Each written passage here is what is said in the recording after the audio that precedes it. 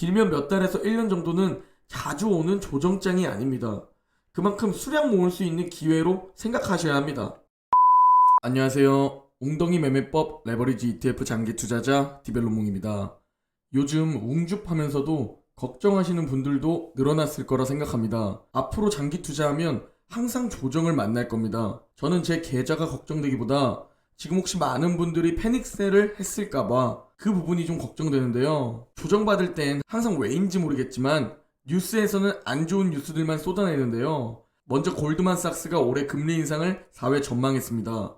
다만 골드만삭스는 작년에 올해 금리 인상 전망을 처음엔 2회로 전망했다가 약 보름 전 3회 전망으로 변경했습니다. 그리고 보름이 지난 어제 4회로 변경한 겁니다. 이렇게 전문 기관들도 무슨 카멜레온처럼 말을 계속 바꾸는 모습입니다.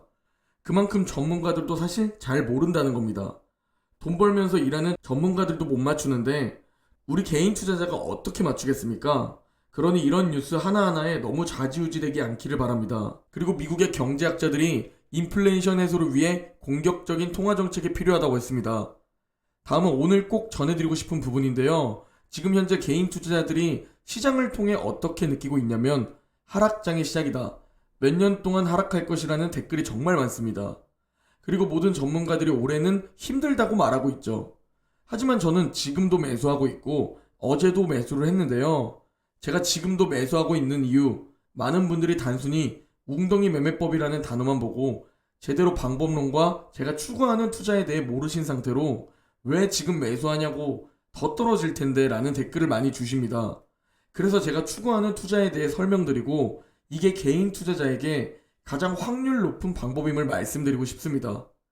마지막으로 QLD, SSO 웅덩이 매매법 현재 매수 타이밍 현황에 대해 설명드리려고 합니다. 금일 미국 증시는 개파락으로 시작했습니다.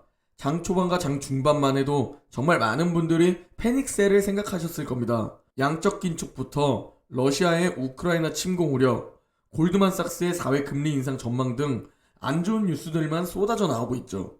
다행히 일단 오늘 미국과 러시아의 회담이 종료되었고 아직 정확한 브리핑 내용은 나오지 않았지만 시장에서는 장중 빅테크 위주의 저가 매수세가 유입되며 큰 하락폭을 거의 모두 만회하며 마감했습니다. 다우는 0.6% 하락, 나스닥은 0.2% 하락, S&P 500은 0.2% 하락 마감했습니다. 금일 맵을 좀 살펴보면 전체적으로 혼조세를 보였는데요. 특징주로는 테슬라가 있습니다. 테슬라가 상승한 이유로는 골드만삭스가 테슬라를 올해 최선호 종목으로 뽑으면서 목표가를 1200달러로 상향했고 테슬라의 자율주행 옵션 가격이 20%또 인상될 전망이라고 하죠. 시장은 이로 인한 실적 기대를 하는 듯 합니다. 금일 미국 10년물 국채금리는 장중 1.8%를 터치하면서 기술주, 성장주 투자자들에게 공포를 주었는데요.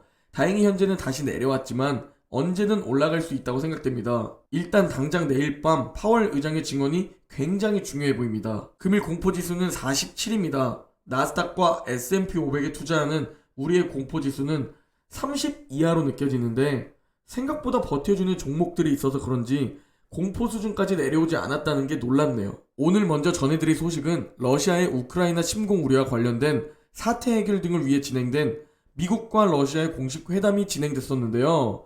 이날 회담은 거의 8시간 동안 진행됐습니다. 회담 전날 양측 대표는 2시간의 사전 협의를 했는데 팽팽한 신경전을 벌였고 각각 회담 전망을 어둡게 하는 발언을 쏟아냈었습니다. 아직 회담에 대한 내용은 브리핑되지 않았지만 어느 정도 해결될 기미가 보이길 바라보고 있습니다. 다음은 계속 금리 인상 전망을 바꾸는 골드만삭스 소식입니다. 작년에 먼저 2회를 전망, 그리고 보름 전 3회를 전망, 그리고 보름 만에 다시 4회로 전망을 바꾼 건데요.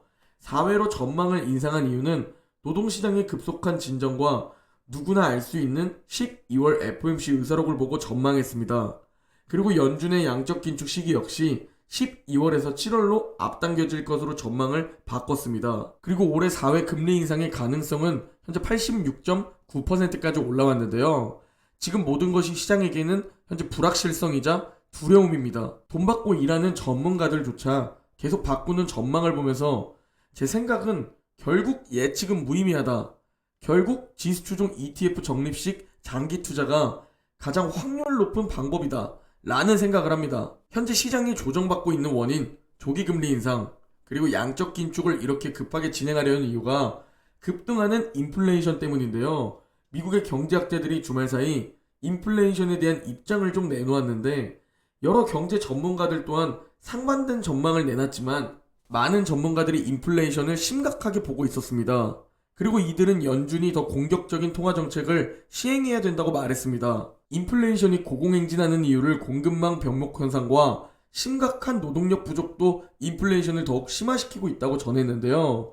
특히 최근 노동력 부족 사태가 길어질 수 있을 것으로 전망했습니다. 그리고 데일리 샌프란시스코 연은 총재가 한 번 또는 두 번의 금리 인상 후 양적 긴축을 시작할 수 있다는 얘기를 한 것이 시장을 또 놀라게 했었는데요. 코로나 사태 이후 기존의 2배인 8조 8천억 달러까지 불어난 연준 대차 대조표를 가르치면서 좀 더 정상적인 수준으로 되돌아가기 위해 양적 긴축을 선호한다고 설명했습니다. 이 데일리 총재는 지난해만 해도 비둘기파였기에 이날의 언급이 더욱 주목되는 거죠. 아마 지금 대부분의 투자자들에게 필요한 투자 명언인 듯합니다. 장기적으로 뛰어난 투자 성적을 얻으려면 단기적으로 나쁜 성적을 견뎌내야 한다. 이 말은 즉 내가 사자마자 상승하기 쉽지 않다는 겁니다.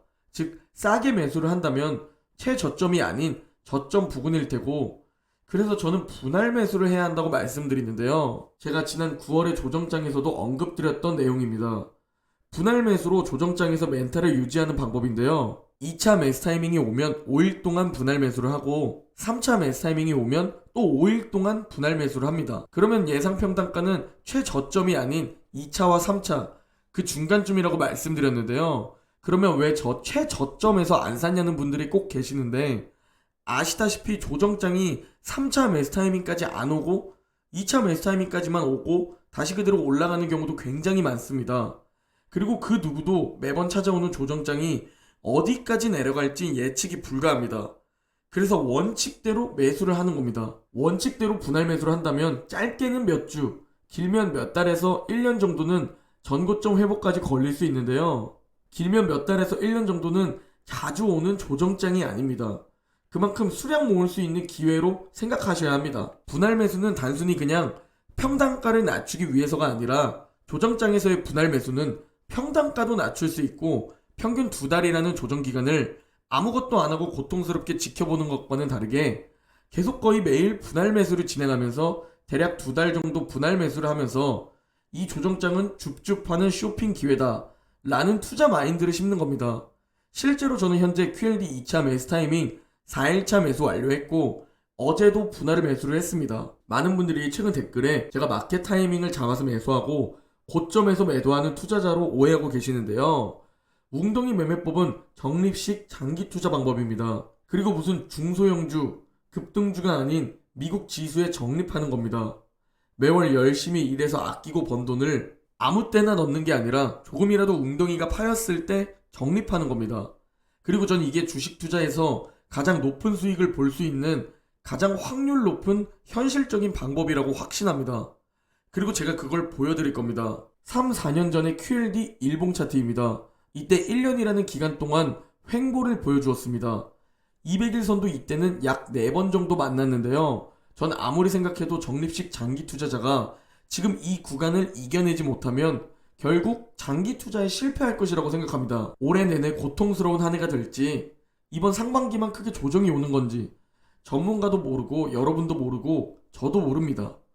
그렇기에 거치식 장기 투자가 아니라 적립식 장기 투자를 하는 거고, 그 와중에 아무 때나 사는 게 아니라 지금처럼 조정장에서 적립을 하는 겁니다.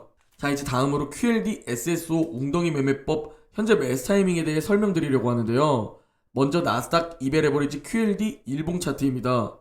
QLD는 현재 121선 아래에 위치하고 200일선을 터치할 듯 보이지만 전 현재 2차 매수 타이밍 4일차 매수 완료했습니다. 이래서 웅덩이 매매법에서 분할 매수를 하는 겁니다. 이런 큰 조정장에서의 멘탈 관리를 위해, 그리고 보수적으로 투자하기 위해서 주가가 오르나 내리나 5일 동안 투자했던 겁니다. 많은 분들이 4일차 때 주가가 오를 땐 이럴 때도 사나요? 라고 질문 주셨는데, 반대로 아직 2차 매수 타이밍 4일차인데 이렇게 5일차로 분할 매수를 나누니 보수적으로 투자할 수 있게 되는 겁니다. 다음은 SSO 일봉 차트입니다. SSO는 2차 매수 타이밍이 시작되었습니다. 이제 앞으로 금요일까지 주가가 오르나 내리나 5일차까지 분할 매수하는 겁니다. 다들 이제 왜 5일차까지 분할 매수를 해야 하는지 드디어 아셨을 거라 생각합니다. 저도 터치하고 오르기만 한다면 절대 5일차로 나누지 않았을 겁니다. 하지만 더 큰 조정장은 항상 언제든 오기 때문에 그래서 보수적인 5일차 분할 매수 원칙이 있었던 겁니다. 화면의 검정원을 보시면 웅덩이가 보일 겁니다. 지금 이런 구간에서 고통스럽지만 매수해야 하는 겁니다. 매번 조정장마다 제가 같은 말씀을 드리지만 이번 조정장은 다를 거라고 생각되실 겁니다. 지금 매도했다가 최저점 부근에서 재진입은 확률이 굉장히 낮습니다. 그리고 그걸 매번 조정장마다 절대 성공할 수 없습니다. 그래서 이럴 때마다 수량을 모으고 결국 다시 전고점을 터치하는 나스닥에 투자하는 겁니다. 미국 지수도 불안한데 다른 개별 종목들은 얼마나 불안할까요? 결국 이 종목만한 것이 없다는 겁니다. 너무 고통스럽겠지만 올해 수량을 늘리는 기회로 생각하시길 바랍니다. 저도 올해 목표인 QLD 1000주를 향해 열심히 매수하고 있습니다. 그래서 제가 항상 말씀드렸지 않습니까? 이런 웅덩이는 언제든 오고 그 깊이는 항상 다르다고.